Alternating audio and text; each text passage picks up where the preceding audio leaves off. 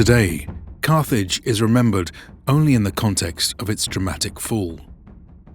It is the historical Goliath slain by Rome with little attention spared on its backstory. The reason is quite simple. The Punic Wars between Rome and Carthage were an epic, century-long clash of civilizations whose final chapter concluded with the utter destruction of the North African Empire. History was written by the victor, and the memory of Carthage was left to the ashes. This has tragically left us with only fragmentary information about a fascinating civilization which lasted over 7 centuries and which at one point ruled over much of the Western Mediterranean. Today, it will be our goal to draw back the shrouded veils of history and bring to life the rise of Carthage. But what if Carthage had not been destroyed in the Punic Wars? Luckily, you can change history today by leading Hannibal to defeat Rome through our sponsor, Rise of Kingdoms. It's a free RTS mobile game that allows you to pick from 11 historical kingdoms, each with their own unique bonuses, architecture, and units led by legendary commanders like Hannibal and Scipio.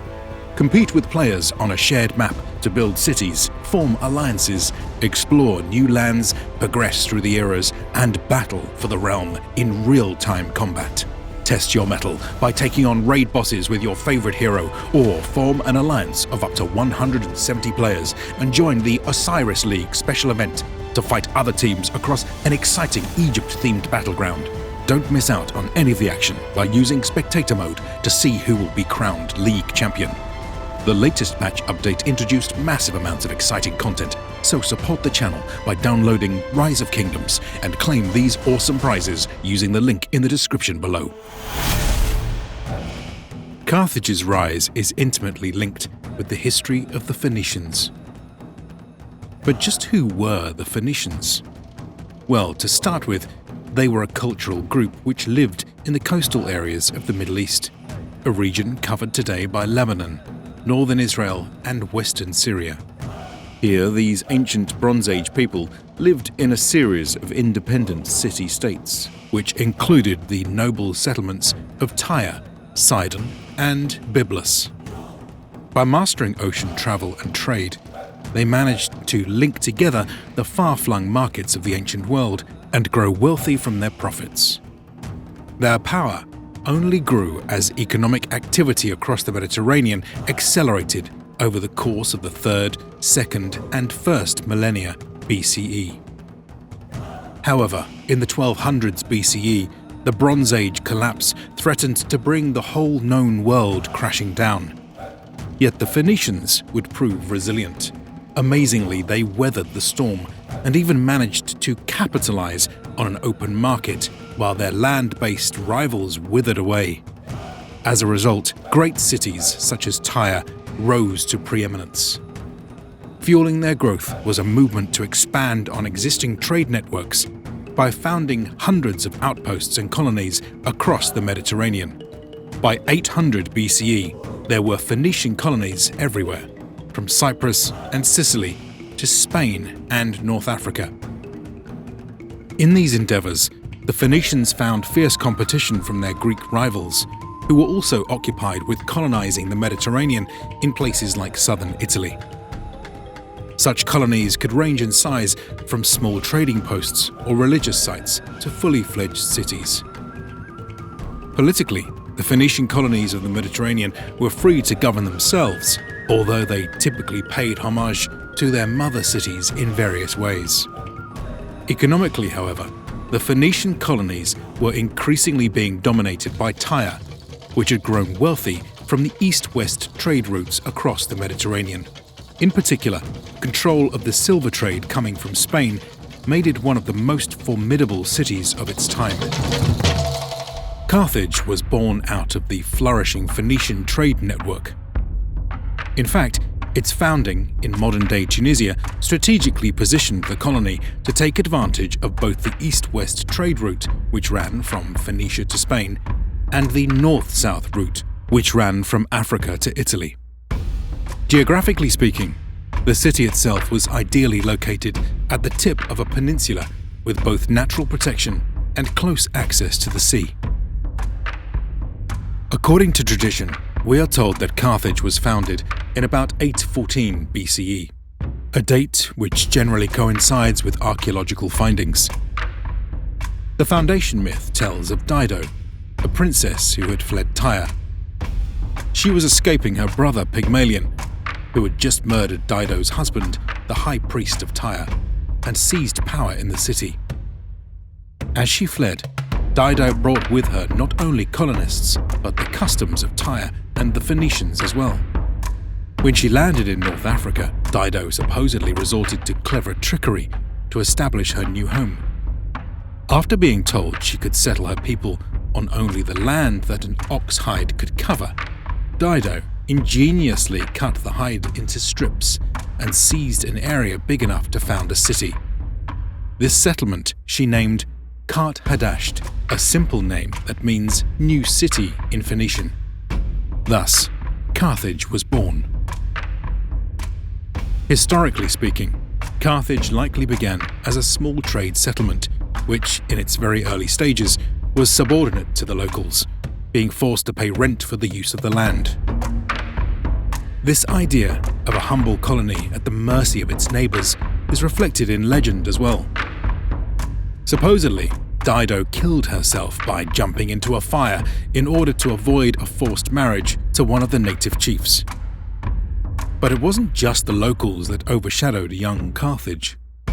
There were other, elder Phoenician cities in the region, like Utica and Hippoacra, which may have exercised some degree of control over their younger sibling. Yet, despite its infancy, the new city appears to have grown quite rapidly. Within a century, it reached a population of 30,000 people, with bustling economic activity, rapid city development, and a new set of walls. This trend would accelerate in the years that followed. However, the true turning point for Carthage would come with the decline of its mother city. In 586 BCE, Tyre came under siege by the Babylonian king Nebuchadnezzar II. The siege must have been exhausting for Tyre, as it lasted for 13 years. Ultimately, Tyre was able to beat back the Babylonians, but not without cost. For 13 years, Tyre had seen itself cut off from its colonies. Permanent damage to Tyre's position was done. To make matters worse, the silver trade had begun to collapse, which had ripple effects for both Tyre and the Phoenicians in Spain. By the time Cyrus of Persia finally conquered the Phoenicians in 539 BCE, the once great cities had already witnessed a half-century of decline. Without Tyre and the other eastern Phoenician states, the colonies in the west suddenly found themselves facing a power vacuum. For Carthage, there could not have been a better situation. Carthage first began its rise locally. By the 5th century BCE, the upstart city was able to shake off the yoke of the native Libyans and quickly became the leading regional power with great influence over Utica, Hippoacra, and other Phoenician settlements of North Africa. From here, the new city then began to look out across the Mediterranean, intent on claiming Tyre's old throne. Yet, whereas Tyre had dominated the colonies almost solely through economic pressure, Carthage began adding military force into the mix. Her navy became formidable and feared, and her army began seeing deployment in foreign lands. In these ways, Carthage established a new model of hegemony, which more closely resembled that of a traditional empire compared to the previous system under Tyre. As Carthage's sphere of influence grew, so too did her cultural dominance. Local groups were increasingly absorbed within its cities and territories, while the Punic language spread as the primary Phoenician dialect across the empire. But this new system was still not one of complete domination. In fact, compared to most other empires throughout history, it was actually very hands-off. For example, only the immediate hinterlands of the city were governed by the Carthaginians themselves, while the rest of the empire was controlled by means of treaties. Generally speaking, these required the following from their subjects. 1. Tributary obligations, often in the forms of money and manpower. 2. Diplomatic concessions, such as aligning with Carthage's list of friends and enemies. 3. Special war duties, such as troop garrisons and supply requisitions. Apart from these restrictions, though, cities in treaties with Carthage governed themselves and kept the rest of their freedoms. After all, Carthage's primary goal was to keep the wealth flowing rather than meddling in low-level internal politics. This new empire was not afraid to flex its muscles, and Carthaginian expansion in the following centuries was both fast and forceful. Around 600 BCE, the Carthaginians occupied Ebusus in a move to dominate nearer Spain, while at the same time seeking to project power into the seas around southern France. In the following century, the Carthaginians found themselves fighting wars in Africa, Sicily, and Sardinia under the semi-mythical general Malchus. His successor Mago I then kicked off the long rule of the Marganid clan, which would dominate Carthage politically for roughly 180 years. Under their reign, the military power of Carthage grew even further, with a greater emphasis placed on the deployment of powerful armies and fleets across the Mediterranean. By 500 BCE, these were used to dominate North Africa, southern Spain, and a host of Mediterranean islands, including Sardinia and western Sicily. This last region would become the bane of Carthage. Over the next 300 years, 11 wars would be fought across its rugged lands, and it would be here that the spark was ultimately lit for the Punic Wars, which brought about the fall of Carthage. But that story will have to wait for another time. Now that we have traced the broad trajectory of Carthage's rise to power, let us take a closer look at its civilization. We will do so in the following order: government, economy, culture, and military. Initially, Carthage's government had been ruled as a monarchy whilst under Tyre. Upon gaining its independence, however, it adopted a new constitution which established an oligarchic republic. This involved two annually elected heads of state called suffets.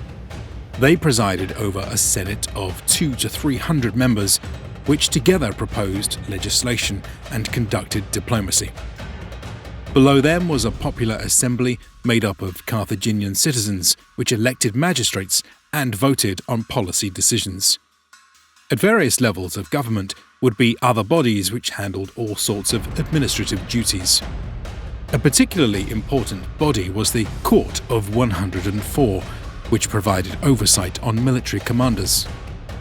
Such a system was incredibly sophisticated for its time, and several ancient writers remarked on its robust nature. The Carthaginian economy was incredibly diverse, with a large amount of domestic production and trade. For example, advanced agriculture and fishing ensured that huge amounts of food could be harvested from the fertile lands and coasts of North Africa, while all sorts of other raw materials like timber, skins, salts, and metals were extracted from across the empire. These might then be processed and manufactured into more desirable products or luxury goods such as garum, colourful dyes, or jewellery. From here, they could then be shipped along the vast Carthaginian trade network for sale and exchange across the Mediterranean. The Punic state even took an interest in establishing new trade routes that the known world had never seen. Just to give you a sense of the scale involved here, we have records of Punic traders in places like West Africa, Spain, France, England, Italy, Greece, Egypt, Persia, and more. This was all facilitated by massive merchant fleets, commercial harbours, and intrepid explorers. Suffice to say, Carthage was an impressive economic powerhouse and jewel of antiquity. The Carthaginian culture was also a source of great richness. At its heart were the Phoenician influences planted with the colony and renewed over the centuries by a close connection to Tyre. Perhaps the most obvious manifestation of this was the religion of Carthage. This was the polytheistic belief system with a wide pantheon of gods. Chief amongst them were Baal, Melkart, and Tanit. Each deity had their own temples, which were frequently masterpieces of engineering and beauty. These would have existed side by side with other proud edifices of Carthaginian culture. Massive twin harbours, vast markets, artisan districts, gridded neighbourhoods, 6-story apartments, marbled public buildings, palatial gardens, fountains, statues, and all kinds of other structures. Filling the city would have been subjects and visitors from all parts of the globe. They brought with them their language, their clothing, their food, and their customs. Though few records remain, one can just imagine the incredible sights, sounds, and smells to be experienced while walking the streets of Carthage. And lastly, we must mention the Carthaginian military which protected the empire. Famously, its land forces were composed of only a minority native force which might take the field as a citizen hoplite. Meanwhile, the majority of the troops were actually auxiliary units supplied by tributary subjects, or were specialist mercenary elements drawn from communities across the Mediterranean. Yet another tool in the Punic arsenal would be their feared war elephants, trained locally or imported from abroad. In the hands of a competent general, the flexibility of these forces could prove devastating. But the true might of Carthage lay with its navy. This was amongst the largest and most advanced fleets of its time. Its vessels were produced in state-of-the-art facilities using cutting-edge methods of mass production. The core of the force consisted of squadrons tasked with protecting the merchant fleet, with additional warships being deployed in times of conflict. Such was the scale of Carthage's naval industrial complex that it is reported to have been able to produce over 200 ships in just a few months. These capabilities would be on full display in the climactic engagements of the Punic War. Thus we have seen that Carthage was far more than the dust and ashes left to us by the history books. It was an impressive marvel of its time, with a stunning complexity that we can only just begin to glimpse. Stay tuned for future videos as we dive deeper into Carthaginian history and the hidden life of their forgotten civilization. Change history by taking the reins of your favorite historical faction in Rise of Kingdoms. Guide them to transform from a lone clan to a formidable power of the age.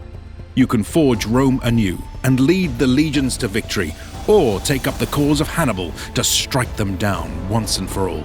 Change history and support our channel by downloading Rise of Kingdoms using the link in the description below.